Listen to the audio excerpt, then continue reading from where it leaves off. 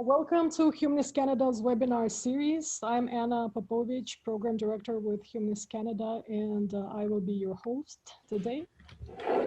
Housekeeping items first. You are attending in listen-only mode, so please take a moment to adjust your audio settings if you have not done so. At the bottom of the screen, you should see a hand tool. Please raise your hand if you can hear me. Okay, we have a couple of hands going up, and thank you.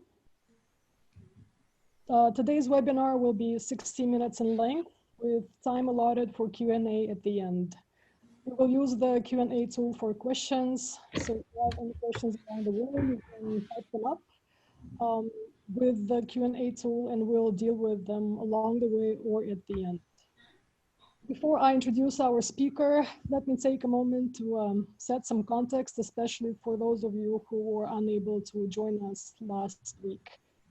In March of 2019, the government of Quebec Premier François Legault, founding leader of the center-right coalition Action Démocratique, passed an act respecting the laïcité of the state, also known as Bill 21. Bill 21 prohibits certain public servants in positions of authority, including judges, police officers, government lawyers, principals and vice principals, as well as elementary and high school teachers, from wearing religious symbols such as a hijab, crucifix, turban, or kippah while on the job. This contentious law has polarized public opinion. The supporters of Bill 21 claim that it fuels anti-religious sentiment, disproportionately affects Muslim women, and restricts the freedom of belief, and is therefore unconstitutional. The supporters of Bill 21 argue that it enforces the healthy separation of state and religion, prevents passive proselytism, and enhances gender equality by freeing women from the constraints of oppressive religions. Over the next couple of weeks, we will continue exploring this issue. And the title of today's talk is Understanding the Different Sides of the Tension. And this is part 2 in our 4-part series on Bill 21. Welcome everybody. And our presenter today is Dr. Jack Jedwab. Dr. Jedwab is President and CEO of the Association for Canadian Studies and Metropolis, Canada, which holds the largest gathering of immigration policymakers, researchers, and service providers. He was formerly executive director of the Quebec Region of the Canadian Jewish Congress, and Jack holds a Ph.D. in Quebec History from Concordia University. He has taught at the Université du Québec in Montreal and at McGill, and his courses have covered the history of immigration and ethnic minorities in Quebec, official language minorities in Canada, as well as public policy and sports. Thank you so much for joining us, Jack, and over to you. Thank you very much, Anna. It's nice to be here to share my observations and analysis with all of you on a nice snowy Sunday afternoon here in Montreal. I suspect the weather is not much different from wherever else the participants are. Anyway, to cut to the proverbial chase, I'm going to present a PowerPoint which summarizes a fair degree of the public opinion survey work that my organization has done in conjunction with various partners in Quebec and elsewhere in Canada that aims to provide more insight into some of the factors that are underlying the support for Bill 21. We've done actually at the Association for Canadian Studies quite detailed surveys for about a year now. And actually prior to that, we did some fairly detailed survey work on the precursors, if you like, to this particular legislation. For those of you who are not familiar with some of the history and background to the law, when the, well, for going back to the period around 2007, there was a controversy initially that broke out in Quebec around the presence of religion in the public sphere. I gathered that really morphed into something along the lines of a debate about what was described as accommodation for religious and cultural differences. And some of you may know that at the time, the Premier Jean Charest decided, in light of this controversy that had arisen, in part connected, for those of you who've read any of the Quebec media, at least as regards a catalyst for it, an issue involving some windows that were frosted on a Y to prevent ultra-Orthodox or very Orthodox members of the Jewish community from staring into the windows and watching women work out. So an agreement was reached. The Y agreed to frost its windows to support the concerns expressed by the members of that particular Orthodox Jewish segment. And that generated a big media controversy, and then a variety of other issues that seemed to be connected in some way to that particular matter were getting much media attention, as well as the media began to focus on those issues involving these, if you like, what were perceived as the border as regards accommodation of religious diversity, in particular for religious minorities. And at the time, the Premier, facing some electoral challenges, decided to establish a commission, the Bouchard-Taylor Commission, to look into reasonable accommodation of religious differences. And amongst the many observations and the detailed analysis arising from a year-long public hearings that were held across the province was this idea that there would be a restriction on persons wearing religious symbols in positions of authority. Mr. Charest didn't act on that recommendation after it was made, in large measure because he was worried about the extent to which such a measure might infringe on the Charter of Rights, the Quebec Charter of Rights, as well as the Canadian one.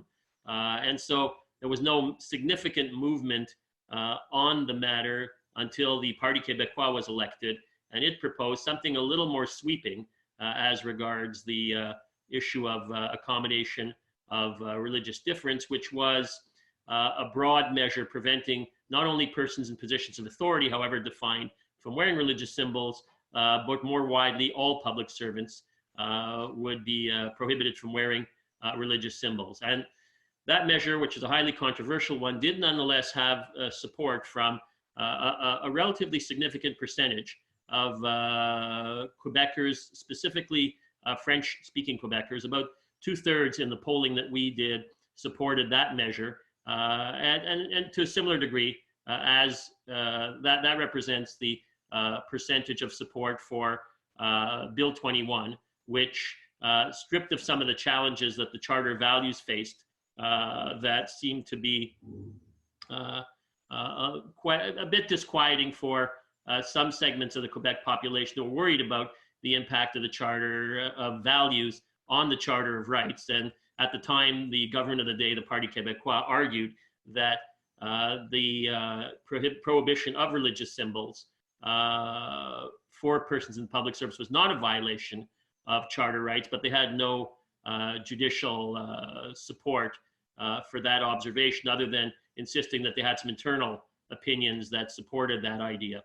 But the government went ahead, it looked at the areas of the Charter Values that might constitute infringements, and it introduced Bill 21, which did not apply to the entire civil service, but went back to the Bouchard-Taylor recommendation as regards making those prohibitions apply to persons that were defined as in positions of authority.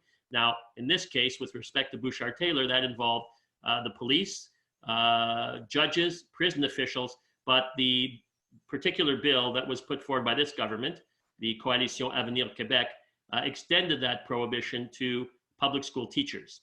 And much of the controversy and the challenges before the various levels of court thus far, which have been the Quebec courts, right, the Court of Appeal and the Superior Court, have focused very much on the prohibition attached to public school teachers. So with that kind of brief background, let me go to the presentation in the PowerPoint to give you a bit of an idea of what the polling that we've done. And this is our most recent poll, which was done last May, after the, just around the time legislation was passed. It was passed in June, actually.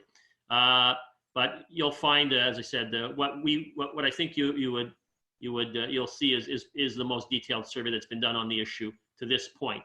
Our government actually has been quite sensitive to what these public opinion surveys say. Actually, I've driven their bill in large measure, at least in terms of saying that it has achieved a consensus by the public opinion polls, particularly the ones that they've commissioned, that continue to show about 2/3 of the Francophone population of Quebec support this particular legislation, right? So that's been their sort of, if you like, dominant line in insisting repeatedly that there's a consensus in support of this matter and this bill, and therefore it should not be obstructed. The consensus should not be obstructed by judicial opinions, right? So let's go to the support. So here's the level of support, and what we note in this slide, which is broken out by age. This is a question about judges, police officers, and prison guards should be allowed to wear religious signs. Now, again, the teachers aren't included in this, so we've separated out the issue of teachers from the issue of the prohibition attached to judges, police officers, and prison guards. There's also prohibition for crown attorneys, by the way, as well, but we didn't include that in this particular question.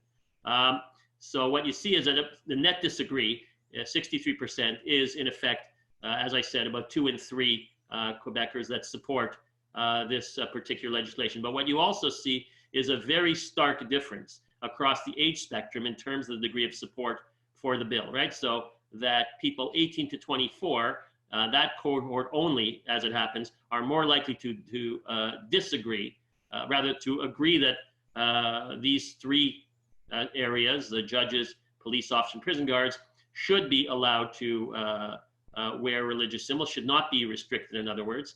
And 36% feel there should be such a restriction. In every other cohort, and particularly as we go towards the upper age cohorts, the support increases quite substantially for the restriction.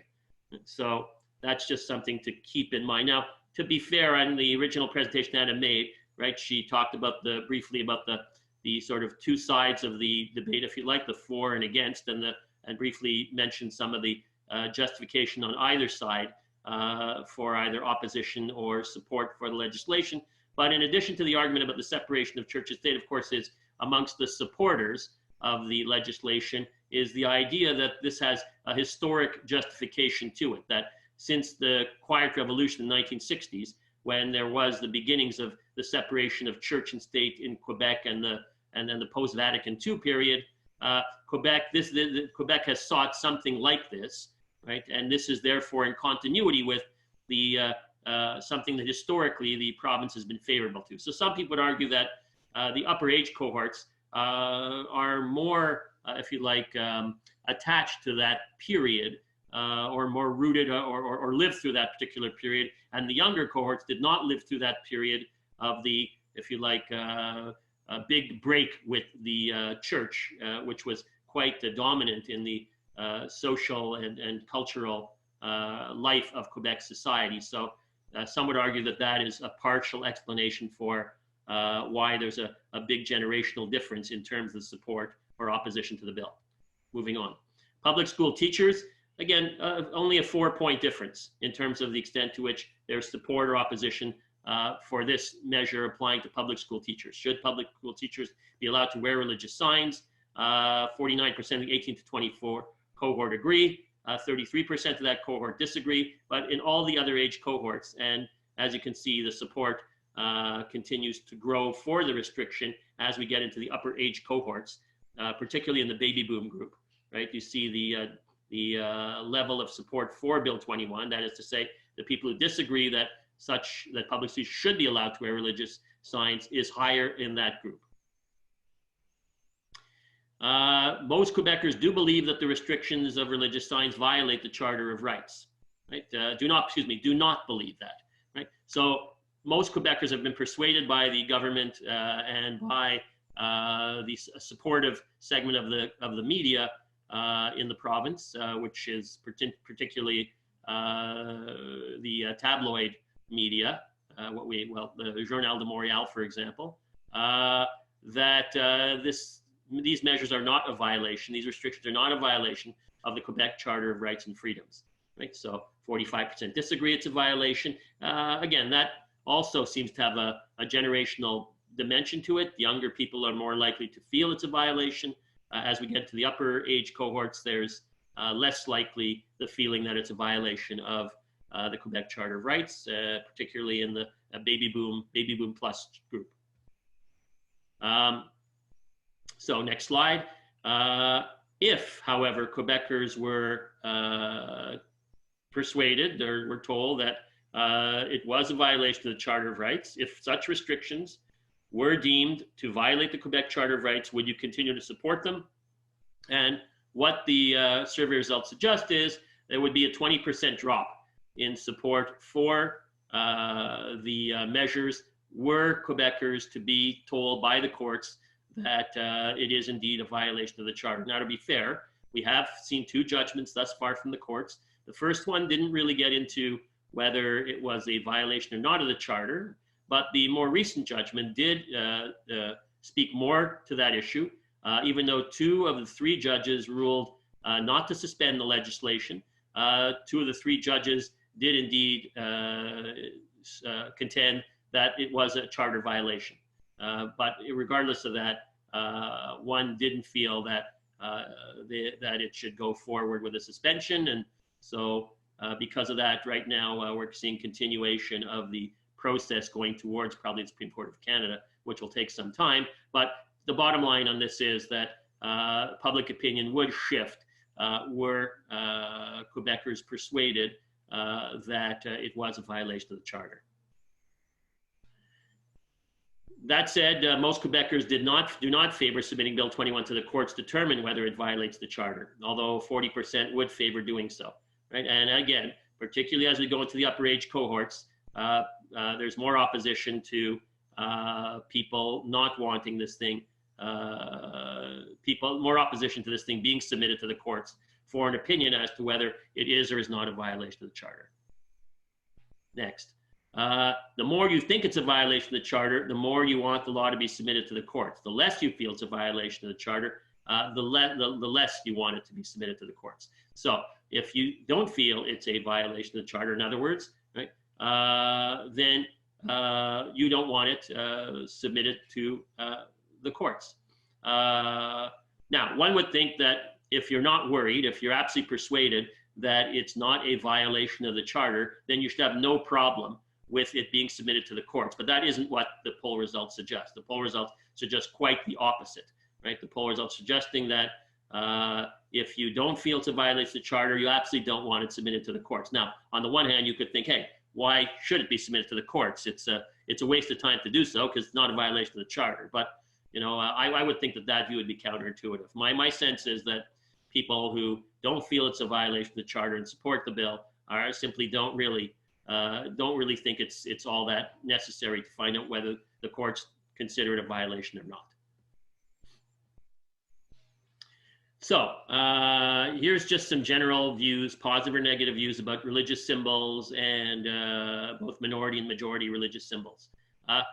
The reason that we collected this information is because what you often hear is that Quebecers, in what is one of the more secular provinces on the continent, at least in terms of or irreligious, if you like, as opposed to secular, and you know we could define secular in multiple ways, but irreligious parts of the continent, whether the views we often hear about just a general reticence and some hostility towards organized religion is directed at all religions similarly, or whether there's sort of a partitioning or selective view of different faiths, with some garnering more negative sentiment and others garnering less such negative sentiment. And what you see in the polls, and this is one of 5 or 6 polls, is there isn't really that much hostility to Christian religious symbols in the province. So Quebecers don't have at least the majority do not have a negative view of crucifixes or crosses, right? Which we've actually described in the polling questions, because very often we're under the impression that there's a not necessarily strong knowledge about what a hijab is. People may not know the hijab, difference between a hijab, a niqab, a burqa, etc. So we actually went to the length in the poll of describing what the religious symbols were for purposes of clarity. And you could see some distinctions, both with respect to the religious symbols, where Christian symbols don't generate as much negativity or hostility, nor does Catholicism, nor do Catholics, as do persons identifying with minority religions, either the religion itself or the people that are identified with such faiths, right? So you can see, for example, that Catholics, as opposed to Catholicism, there's a 6-point difference in the level of negativity, or in this case, positivity, if you'd like, towards Catholics versus Catholicism. Protestants and Protestantism, a 9-point difference, similar for Muslims and Islam, and Jews and Judaism, a 13-point difference, with more positive views of Jews relative to the positive sentiment associated with Judaism as an organized religion. Next.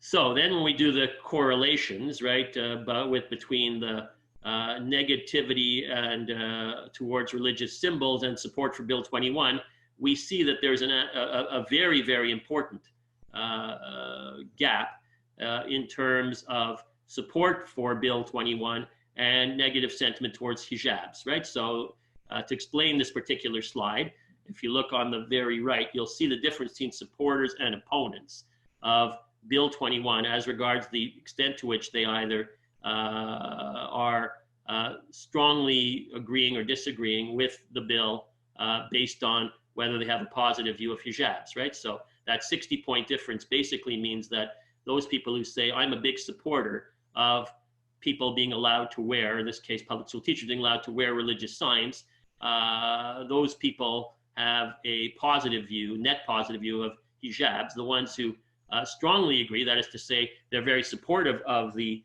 restrictions, are much more likely to have a negative view of hijabs, a 60-point difference. So what that basically, and Kippahs, it's a 45-point difference.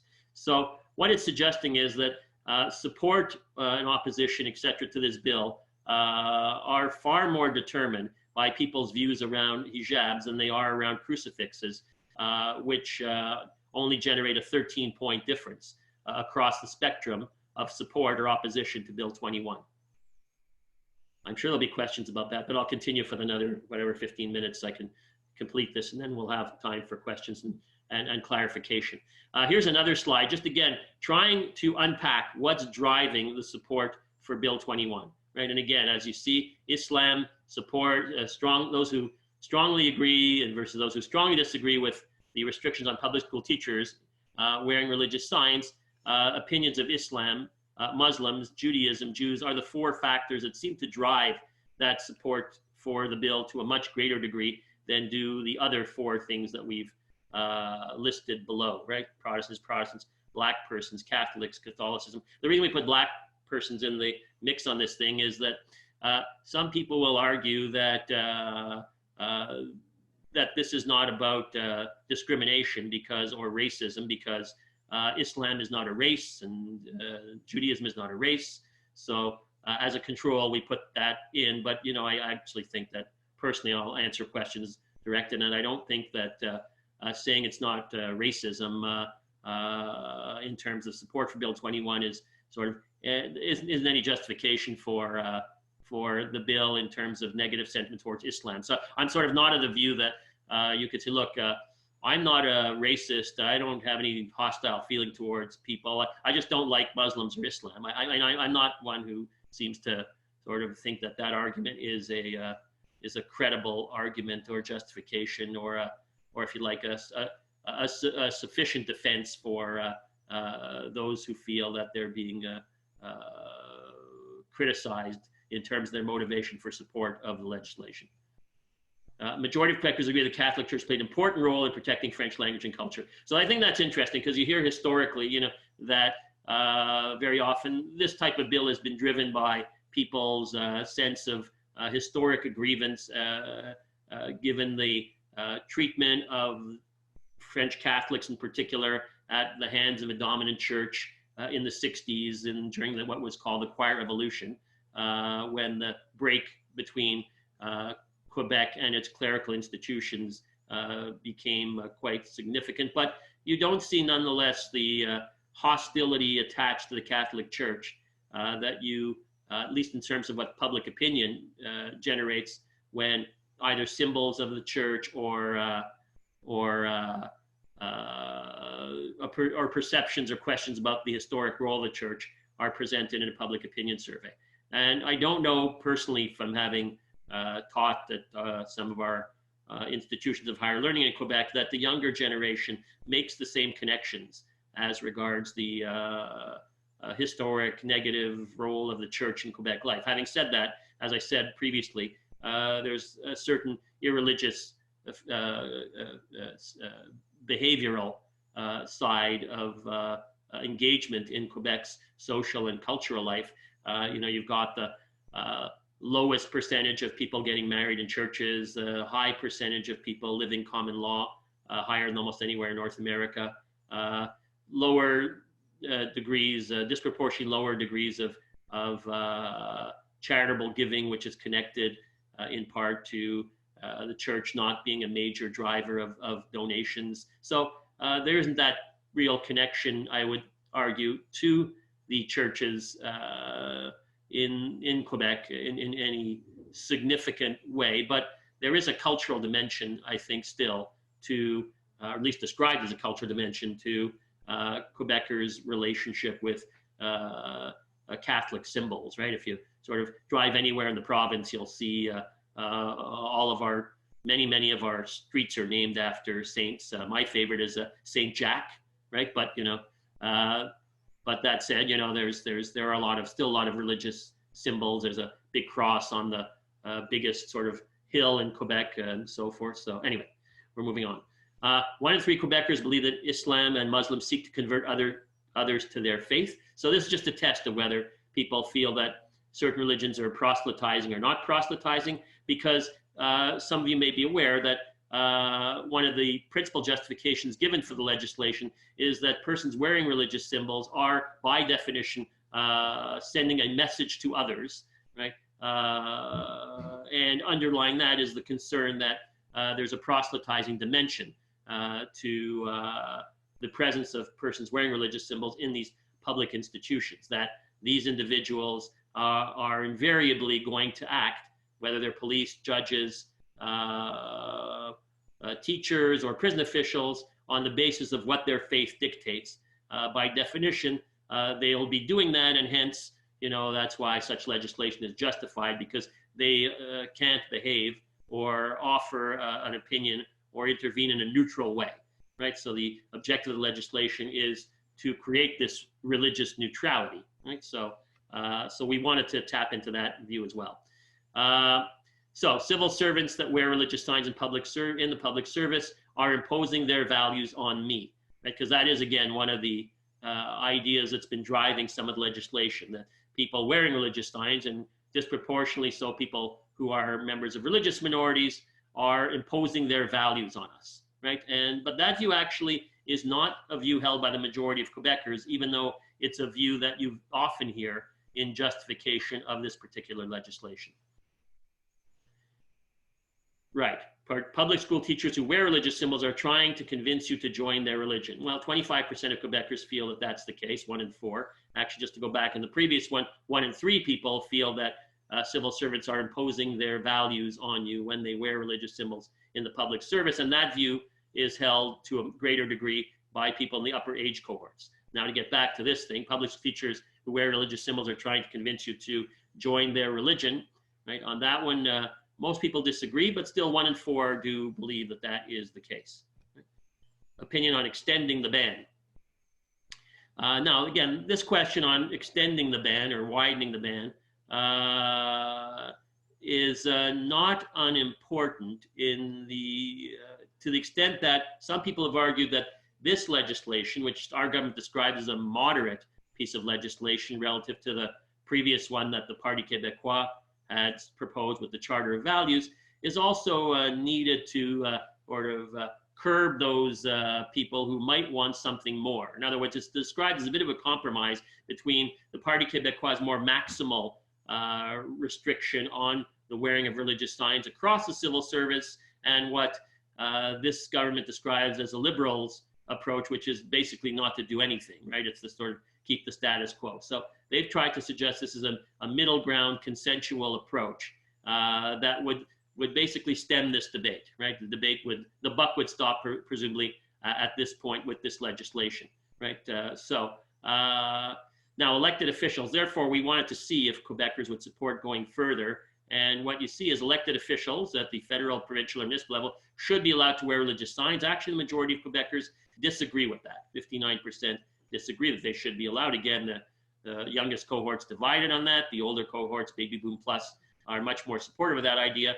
And in writing about this issue on a number of occasions in our media, I've noted the paradox of Jagmeet Singh, the leader of the NDP, who's, as we know, wears a turban, being potentially able to reach the Prime Minister's office, but not being allowed to teach at a public school in the province of Quebec. So I felt there was some appropriateness about asking this question in that, elected officials, one would think, in terms of their capacity to influence or impose values or act in a neutral way, should be not dissimilar from the public school teachers or others that are the object of this legislation.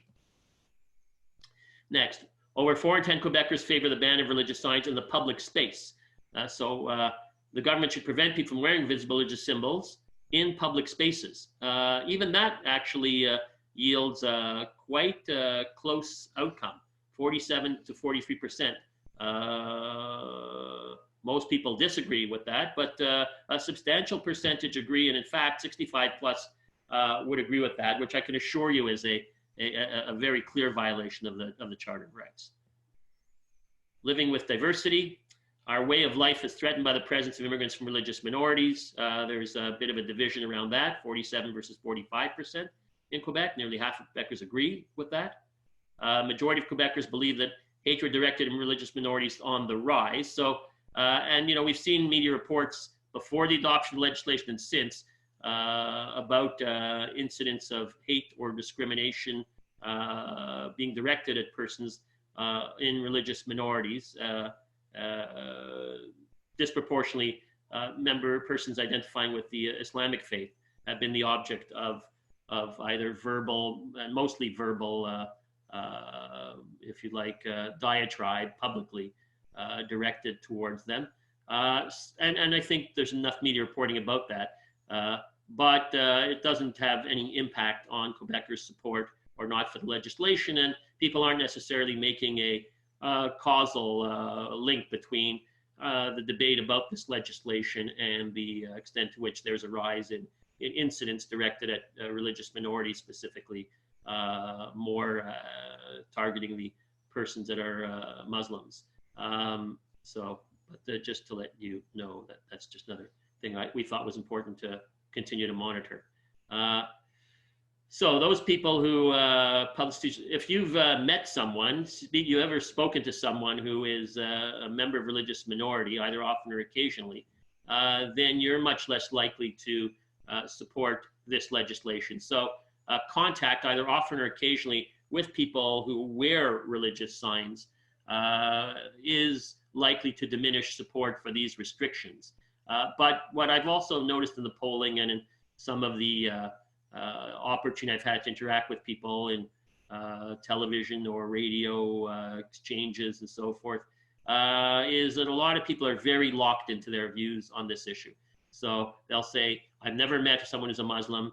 I really like Bill 21. Are you interested in learning more about Islam or Judaism? No, not really.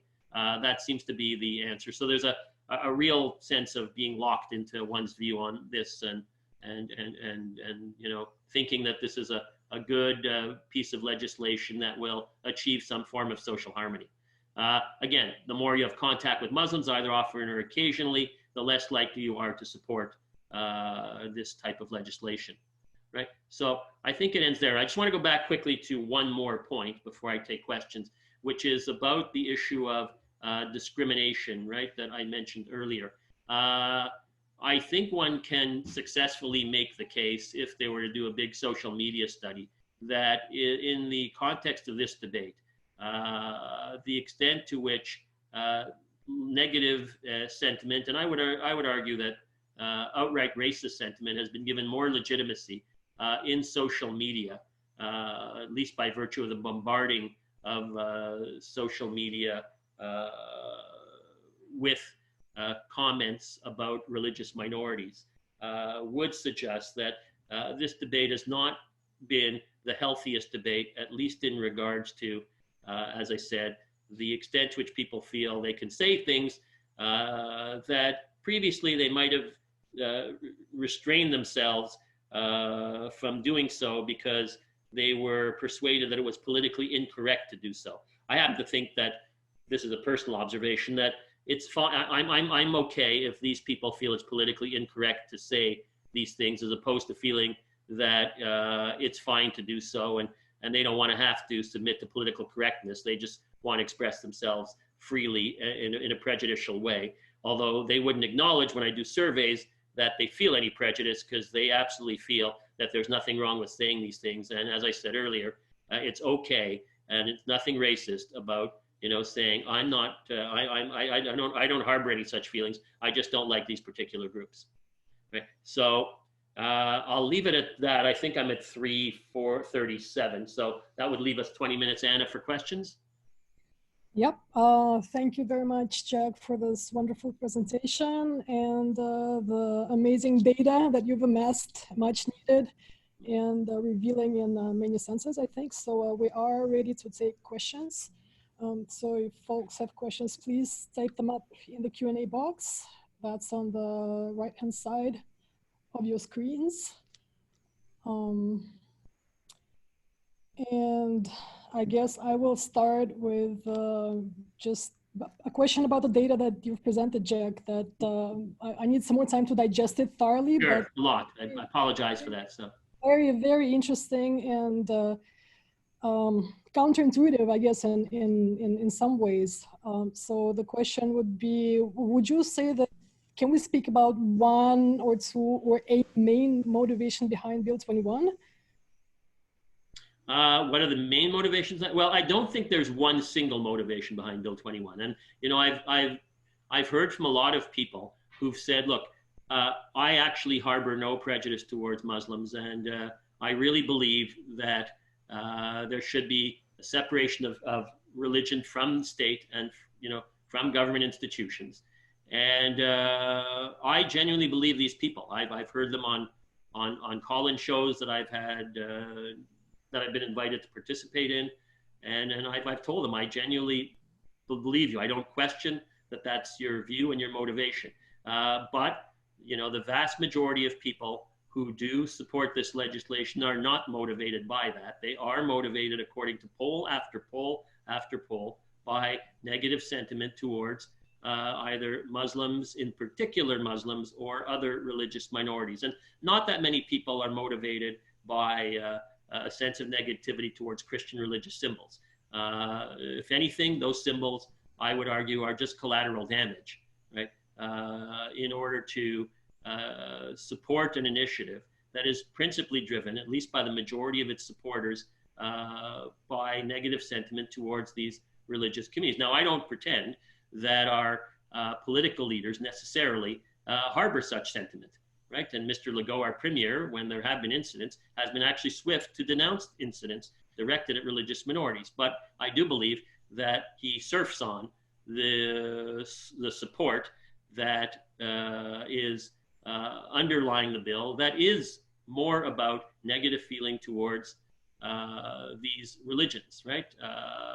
That is disproportionately held outside the province and the regions. Now, I didn't get, by the way, into dividing the poll by French and non-French Quebecers, right? And when I do that, non-French Quebecers are in the majority opposed to the legislation, but a not insignificant minority of the non-French population, about 1/3, does support the legislation. And its motivation is very similar to the motivation of the French population. So I'm very into pushing back when I hear from either in my province or in the rest of Canada, people who are condemning Quebecers and French Quebecers in specific for harboring, negative sentiments towards religious minorities in support of the legislation, because I've done nationwide polling, and the 1/3 of people outside of Quebec who support this legislation do so for exactly the same reasons as the people in Quebec who support it, right? Now, again, a minority outside of Quebec, as is the case inside of Quebec,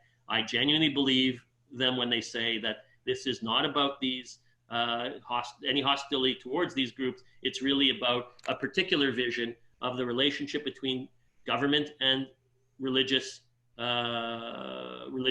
practice or belief. And in France, we do have a separation of religion from the state that some people subscribe to, that isn't necessarily for the population about negative sentiment towards religious minorities. It's part of a century-old tradition, right? I happen not to think it's a good model, right? In France, I think by and large to fail, but that's another debate. So, but anyway, I don't know if that answers your question. I just, Yes. that's just put a little more context into the issue. Here's a question from Victor. How many people were surveyed? Yeah, I just put the slide out right in front of you, right? Methodology. So it's 1,000 Quebecers were surveyed with a margin of error of 3.09, 19 times out of 20. So remember, this survey was done in Quebec, right? So 1,000's a standard. Usually national surveys have about 1,000. So it's not a survey of a couple hundred people. It's a léger marketing survey, which is a very credible public opinion firm, one of the most credible in the country, that was commissioned to do the survey. The next question is, why did Quebec government not include healthcare providers such as nurses or physicians? Actually, they did do that in the Charter Values, but the Jewish General Hospital said they were going to practice civil disobedience and were not going to obey the law in the event that doctors or nurses were targeted by the legislation. And so that particular announcement seemed to fly in the face of the government's insistence that this was going to create harmony and goodwill and the feeling of strong bonding between Quebecers across all communities. That yes, initially it looked divisive, but eventually everyone would get on side, which is what the current government's saying, by the way. They've said that this legislation will contribute to social harmony. And, they'll actually remind us about how the Charter of the French Language, Bill 101, which was the province's language legislation, also, when first adopted in 1977, ended up creating, a very divisive environment. But today, everyone has embraced it. I mean, that's not entirely the case, but, that has been the argument. But in the case of the idea of restricting health providers, when the Jewish General Hospital came out and said, we're not going to obey this thing, there's going to be civil disobedience, it threw the government for a bit of a loop, because it became very hard for the government to continue to make the case that this bill is yada yada, going to bring all of us together, kumbaya, we're all going to love each other. So that's why the government, I think, treaded carefully this one, not to go there, because they were worried the same thing would happen.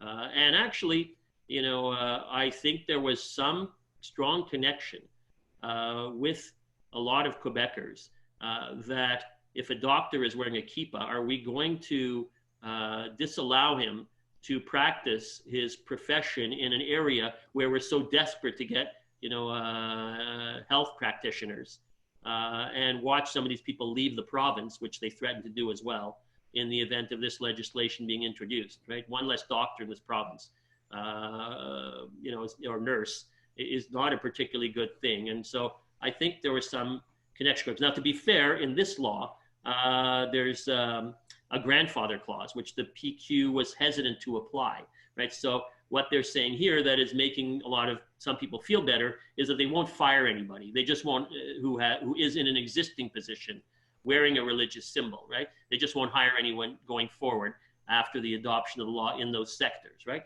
Because that was one of the controversies in the election in Quebec around the Charter Values, the idea that they would fire someone. The Premier was having trouble answering that question, and it got answered by one of her candidates, which I think was a major setback when the candidate said, yes, we will be firing people who don't remove their religious symbols, right? That's not what the population seems to want, something more harmonious. And so even though so far this thing has not been harmonious, but there was some discomfort with that idea. And I think that also played into, the Charter values, the more maximal version of this restrictive bill not working out, right? In the way that this one, which is sort of trying to look at some of the errors that the previous government made and see where it can be fixed. It does run into a bit of a contradiction, although, right? Which is that if the real core issue is that people wearing religious symbols are imposing their values on us or are not able to act neutrally, right? Then the people currently in the system, right? Teachers in particular, right? Because there aren't many police, prison guards, or judges that are wearing religious symbols. In fact, there aren't any, right? So the legislation itself almost acts on a hypothesis when referring to those three areas. Where it really has some impact, and even then not extensive, we're not talking about a lot of teachers wearing religious symbols, is with the teachers group, right? But again, if the argument is that this is the grandfather clause, so to speak, then this whole idea that people currently in the system who are not, subject to the legislation, right, are still present in schools, presumably they'll be, if we follow the logic of this, imposing their, so to speak, values on others by wearing hijabs or kippas or a cross around their neck, right? So there is that contradiction, which the Chief Justice, the 1 in 3 dissenting judges in the last case, actually made a point of. Thank you for addressing that. Next question is from Daryl. Some say that this, I guess, Bill 21 started with Heroesville. Apologies if I'm not pronouncing this right. Can you comment? Can you repeat that? Sorry, with a what? With Heroesville. Hérouville. Yes. No, I don't know that it started with Hérouville. I think it started before Hérouville, right? So Hérouville is a municipality, an outlying area of Quebec that said it was going to, whose mayor, city council, I apologize, said it was going to adopt a code of conduct, right, that would prevent such things as stoning and various other archaic practices that it purported to be concerned would eventually impact the city, that small town rather, outside of Trois-Rivières or Three Rivers, Quebec, had any Muslim happen to move to that town. Now, as it happens, there are no Muslims in that town or any other religious minorities. In fact, there are about, I don't know if you can count the number of immigrants in that town on more than 2 hands, right? So, or more than one. So that it seems kind of odd, but people in some of these towns who have no interaction with anyone, as my surveys demonstrate, that's identified as a religious minority, identifies with a religious minority, are most influenced by A, thought leaders, B, whatever media they're reading, and C, whatever images they're viewing on television or listening to elsewhere or picking up on the internet. So that's really where they're getting their information. And very often they're locked into those ideas, and there's no persuading them, at least not easily, to change their point of view around these matters. But Hérouville, that town, emerged after these catalysts that were more about the frosting of the windows at the Y and whatever, because after that occurred and the media visibility and attention that was directed towards those issues, that's when it gave, if you like, more license to a lot of people to come out with all kinds of hypothetical scenarios, concerns, fears, etc., about what the presence of persons of religious minorities in Canada might mean. And one of the polling questions about whether immigrants from religious minorities are a threat to our way of life, showing a very high percentage that believes that to be the case, I think provides some support for that view. Okay. Apologies for my French language hiccup. Yeah, no worry. Don't worry about it. I fixed it. Are school principals, vice principals, and senior administrators excluded from Bill 21, from the reach of Bill 21? No, not to my knowledge. No. Okay. Next question is from Michelle. Did you notice that the most vocal supporters of Bill 21 were actually from Muslim background? Did Jamila Ben Habib, Nadia El Mabrouk, and Kareem Akouche? No, I don't believe they're the biggest supporters. I don't believe those people to be the biggest supporters. I've done polling inside the Muslim community, and more than 2/3 of people who identify as Muslims, about 75% are opposed to this legislation. Similar percentage in the Jewish community. Those people are getting more attention because they've been propped up by the government to try to persuade Quebecers that sort of these smarter Muslims, more thoughtful ones, are supporting this legislation, and their views are being, suppressed by the more religiously zealous members of the community. Their views are not being suppressed at all. They've been out on public forums, given lots of media attention to make their case. And some of them have made their case in ways that I find very source of real concern, right? So the Premier actually has repeated some of the arguments they've made. One of them from this pop-up organization, right? Because they create these pop-up organizations, some of these individuals. Pop-up meaning like it's an overnight organization. It's the sort of, they'll call it the Muslim Association of Educators of Quebec, right, which is a satellite organization for Jamila Ben Habib or colleagues of hers, right? And they've argued that, imagine that, and they made this case before the hearings at the Quebec Parliament. Imagine how would someone feel? How would it, and this is what Mr. Legault, our Premier, said in a meeting of members of the Jewish community, if you were a Jewish person, right, were with a kippah, were in front of a Muslim judge with a hijab, would you feel that you could get a religiously neutral opinion from that person? And inversely, they've also said to people in the Muslim community, based on what I hear from colleagues there, imagine if a judge were wearing a kippah, right, and a Jewish and a Muslim person wearing a hijab were at a hearing before that person, or a police officer, right? Well, actually, that stuff happens in Israel, for example. There are Muslims wearing hijabs, and there are Jewish people wearing kippahs in positions of authority, and they do interact with each other in various spaces. So, I don't know that would be something that, does anything other than trying to appeal to the prejudices that people regrettably are not immune to in these communities, as they're not immune to in the population at large. Right? I'm not worried personally, but this is a personal opinion, about what's on your head. I'm worried about what's in your head. The next question is from John, and this is a dedicated question in the email, and a very common question that we've been receiving on our end. Bill 21 is challenging for humanists. On the one hand, Bill 21 seeks to eliminate religious symbolism from civic affairs, and this is a cause championed by humanists. Mm-hmm. On the other hand, many humanists embrace individual human rights, such as the freedom of expression, and these rights are compromised by Bill 21. So in that case, Bill 21 reveals a unique situation where these two positions can be in conflict with each other. Humanists need to develop and promote a distinctly humanist stance on this dilemma. How can this humanist perspective be articulated, if it can? And well, look, if you're going to say in the final analysis that the rights of individuals should take precedence. Yeah. I mean, if you're going to present it that way, by the way, I may as well join your group, because I would consider myself a humanist, right? Because I share those views, right? But I guess my issue is, my bottom line on this thing is, you'll have to demonstrate to me causally, like on my scientific side, right? However scientific that is or isn't, that people wearing religious symbols are in effect using their faith or making decisions that are compromising decisions on the basis of their faith. Until I see any evidence to that effect, I've got to lean towards my human rights side, right, of where this thing, is going to land insofar as my sentiment is concerned. But I can't speak for others because it's going to vary.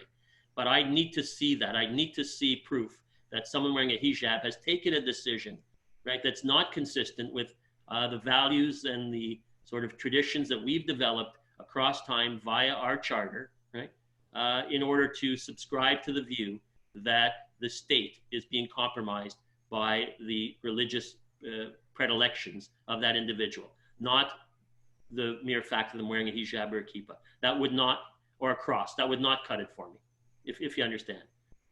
That's just not going to cut it for me. And until such time as, it's proven otherwise, I'm going to, on my humanist side that I'm sort of sharing with you today, I'm going to opt on what our charter rights tell us.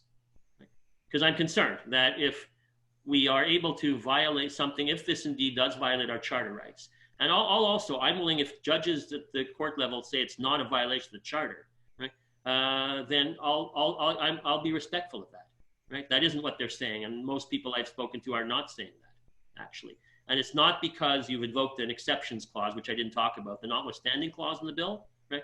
That does not make it less of a violation of the charter, right? I'm hearing from some people out there, which is erroneous and misleading. It's not a violation of the charter because we've invoked the notwithstanding clause. Yes, it is a violation. Well, it is. It's not invoking a notwithstanding clause.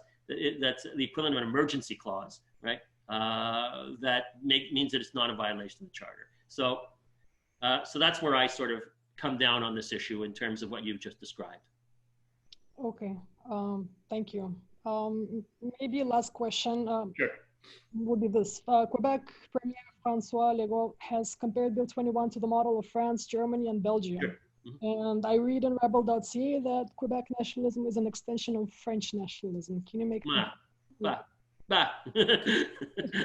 Yeah, I don't think Quebec nationalism is an extension of French nationalism, actually.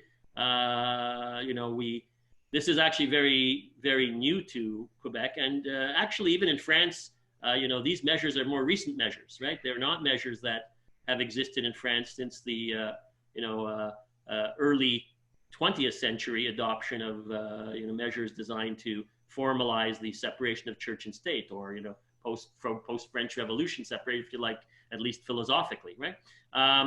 So no, I don't think that Quebec nationalism is an extension of French nationalism. Quebec nationalism has really been focused by and large on language, right? And the affirmation of the French language, right? Not so much about religion, actually. And if anything, the Quiet Revolution period, even though it moved the sort of levers of decision making away from the church and towards a more bureaucratic state, it was not.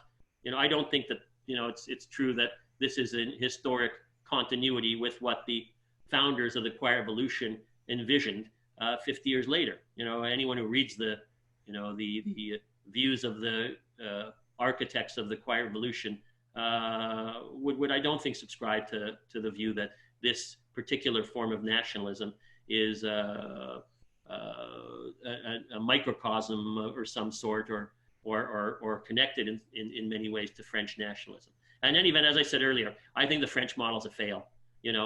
So I say that with a lot of respect for people in France, but I'm not for a model that which is of course a Republican view of things, that says that everyone in France is French, but nudge nudge wink wink except Muslims.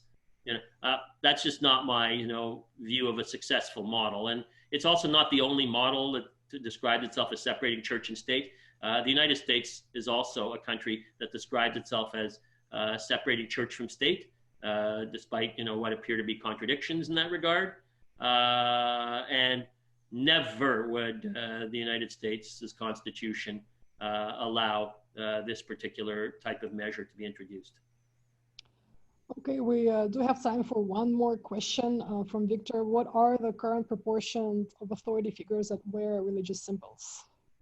Well, currently the police, prison guards, and judges and crown attorneys, it's zero, right? Zero. Although apparently there was one Muslim young female who was interested in applying to the police, and that I gather is probably not going to happen within this legislation. But other than that, it was zero. As far as the teachers go, I don't have the number offhand. I suspect we're talking about more in the hundreds, not in the thousands, not in the tens either. But that would be my sense. So that's answering this to the best of my ability. But again, as far as the police, judges, and prison guards and crown attorneys, this legislation is about a hypothesis. But some people are describing it as an insurance policy against, a future in which, the individuals from these minority faiths, or for that matter, the majority faith, although, as I said, there aren't people really concerned about, Christian religious symbols. Some are, but it's not has not been expressed a major concern. It's an insurance policy against this occurring at some point in the future. Oh, well, Jack, thank you very much for joining us. It's been a pleasure having you. And on behalf of today's webinar team, myself, Martin Frith, and our presenter, Dr. Jack Jedwab, thank you for joining all of us. And please stay tuned for further announcements about the next session on Bill 21. Thank you very much, and thank you for your time, Jack. No problem. Bye-bye.